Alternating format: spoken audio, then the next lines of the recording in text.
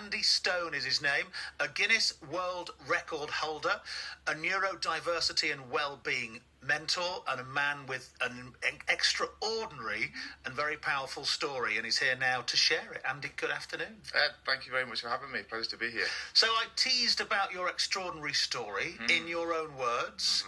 Tell me. So I am ADHD, I am autistic, and I am a recovered alcoholic and cocaine addict. And unfortunately, one led to the other. So I had a bit of a torrid time at school, a couple of school expulsions from high schools. What was that for? Just not paying attention, being unruly? It was the classic ADHD boisterous boy who just didn't fit into the classroom environment, really struggled with it. And unfortunately, the schools weren't prepared for it in the 90s. And I was asked to leave by 2 different high schools. What happened then? So fortunately, the second one, it was around the time of my GCSEs. They allowed me to come back to sit the exams. So fortunately, I did come away with some qualifications. I was doing a lot of sport at the time, which was a fantastic release for me. But unfortunately, at the same time, I discovered all the kind of 90s illicit drugs and went down into a sort of very dark sort of rabbit hole, which I believe was caused by not having an understanding of ADHD. I had a life problem, which was unaddressed ADHD and autism, and it took me to a very, very dark place. Fortunately, I've been able to come back from that family intervention. I went to residential rehab, and since then, the last 10 years, I've been on a journey of trying to understand myself, understand the condition that caused me such a hard time and so many difficulties in the 90s and noughties. And I've been able to go on and achieve some fantastic things personally. I've set a Guinness World Record. We've got the certificate there. Yeah. What's that for? So it is the half iron distance triathlon of 70.3 miles. I did 70 of them in 75 days. Wow. So it was the equivalent of 4 lengths of the English Channel, and then cycling and running from Calais to Beijing. So that was in sort of very controlled conditions. I had to mark out all the routes I was using. A chartered surveyor had to confirm they were what I said they were. He even measured the pool, and Guinness recognised it as a world record. And how proud are you of that? It's incredible. There were so many things involved with that. There was one actually the executing the physical side of it, but for an ADHDer, it was an 18-month project. So just achieving that and pulling that off and sticking to it, adhering to the rules and regulations, having the team around me, there were so many positive things that enabled me to pull it off. Tell me more about the issues you face with ADHD then. How does it impact your life, indeed now and back at school? What are the main issues it causes? So that's a fantastic question. I think there's so much more information about it now. But there's so much, yeah. Yeah, for me in the 90s, there was very little. So I've got which is still true now, that if you get a diagnosis, whether it be NHS or private, they can tell you that you've got the condition, but they don't give you any information on it. They leave that up to the individual to then go off into the world to find out. And I hadn't done that. And there's so many people that still, unfortunately now, aren't able to do that for themselves. And so with it being unaddressed, I was just at the mercy of the symptoms, the inability to concentrate, right. The frustration leading to self-loathing, and I went into a really, really dark place. And so even now, today, I still suffer from the same hormonal swings, the same highs and lows, the same all or nothing nature of the condition. But because I now know what is causing that, I'm able to understand it, accept it, and not only that, utilise the benefits of it in a really, really positive way. How do you manage that then? So I have tried the medication, the stimulant meds, which are very, very effective, but also very strong. So for me, coming from a point of view of alcohol and drug addiction, I try and stay away from drugs as much as I possibly can now. So I try and do it through healthy living, lifestyle choices. I've written a programme, an 8-part program. I'm a peer mentor for ADHD, and I have put into this program all the things that have really, really benefited me, and that includes healthy lifestyle choices, which I've written the 6 pillars of health. So by adhering to that as best as I possibly can, it reduces my symptoms as much as I can. and the swings are far less. I'm keen to go into that in a minute and just actually share those tips so we can actually help people. But first, could you just take me back? You said you went into a bit of a spiral, you were addicted to drink and drugs. What was the turning point and how did you break free from that cycle? So I had a family intervention. So I had no concept of how severe my behaviour had got to. You didn't know? Oh, no. I truly believe that addiction is the condition that tells you haven't got it.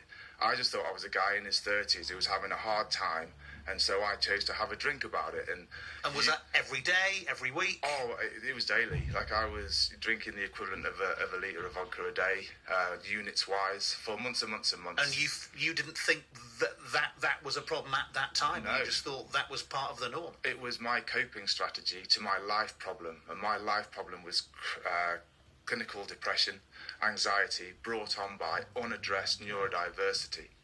And so once I'd kind of got clear of the SSRIs, the Valium, the alcohol, the cocaine, I was then able to see what my ADHD was causing in me. So all my emotions, all my feelings, all my hormonal swings then were not drug and alcohol created, they were ADHD created. And as such, I could then start to work with that, because that was truly me then at that point. So when I was having highs and super productive, that was the positive that was coming from it. And then when I was having the lows and the dips afterwards, I was then able to deal with them in a much more positive way as well. So I could understand why I was down there. And not every day is going to be good. Everyone has hard days. And I was then able to sort of move forward in a much more positive way. And the self-knowledge and self-understanding that I've gained I've kind of got to the point where I have a good understanding of ADHD, and that's enabled me to be able to help people. Yeah, so I now want to pass on the information that I've got to the people who are getting these diagnoses, who are going off down the wrong route, exactly as I did, to not go all the way down there, help them see the positives, show them what they are good at, what they can utilise ADHD, the highs and the super productive, the high dopamine state.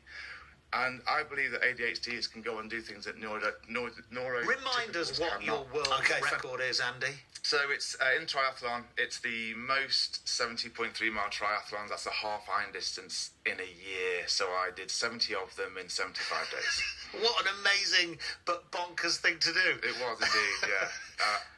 And we talked earlier on, so you were addicted to drink and drugs. You've got ADHD.